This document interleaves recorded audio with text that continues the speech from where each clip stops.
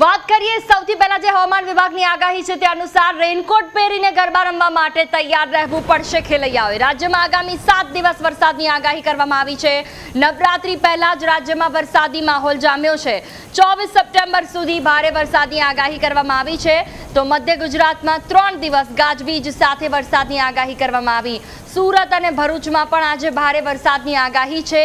અમદાવાદમાં ગાજવીજ સાથે મધ્યમ વરસાદની આગાહી કરવામાં આવી છે। છેલ્લા 5 કલાકથી સતત અમદાવાદમાં અલગ અલગ જગ્યાઓ પર વરસાદ વરસી રહ્યો છે। સમગ્ર ગુજરાતની વાત કરીએ તો ત્યાં પણ ઉત્તર મધ્ય ગુજરાતની સાથે દક્ષિણ ગુજરાતમાં વરસાદ વરસી રહ્યો છે। અમદાવાદની વાત કરીએ કેટલીક જગ્યાઓ પર નીચાણવાળા વિસ્તારોમાં પાણી પણ ભરાઈ ગયા છે। ન્યૂઝ કેપિટલની ટીમે જે ગરબાના આયોજકો છે તેમની સાથે વાતચીત કરી તો તેમણે તમામ પ્રકારની તૈયારીઓ કરી લીધી છે કે જેના કારણે ગ્રાઉન્ડમાં પાણી ન ભરાય, પાણી ભરાય તો પંપ સાથે કેવી રીતે તાત્કાલિક ધોરણ પર બહાર કાઢવું। મ્યુઝિક સિસ્ટમ માટે જે સ્ટેજ બનાવવામાં આવ્યા છે તેના ઉપર પણ ડોમ બનાવી દેવામાં આવ્યા છે કે જેનાથી મ્યુઝિક બંધ ન થાય। પરંતુ ખેલૈયાઓએ હવે કદાચ જો વરસાદ 7 દિવસ અવિરત રીતે ચાલુ રહેશે તો સોમવારથી શરૂ થતી નવરાત્રી માટે રેનકોટ પહેરીને ગરબા રમવા માટે તૈયાર રહેવું પડશે તે પ્રકારની આ પરિસ્થિતિ છે।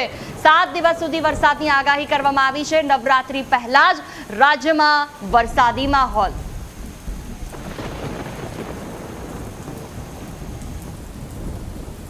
22 सितंबर तक हम कच्छ और बनासकांठा, पाटर और महसाना को छोड़ दें जिसमें ड्राई वेदर रहेगा और उसके अलावा गुजरात स्टेट के सारे डिस्ट्रिक्ट शामिल हैं जिसमें लाइट टू मॉडरेट रेन का पूर्वानुमान है।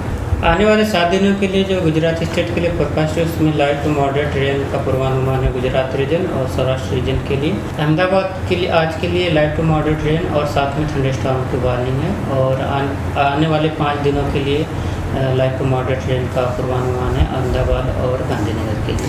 आज के लिए भरूच और सूरत के लिए हैवी रेनफॉल की वार्निंग है और साथ में येलो अलर्ट जारी है। आने वाले 3 दिनों के लिए थंडरस्टॉर्म की वार्निंग है जिसमें विंड की स्पीड 30 से 40 किलोमीटर पर आवर के आसपास रहने का पूर्वानुमान है।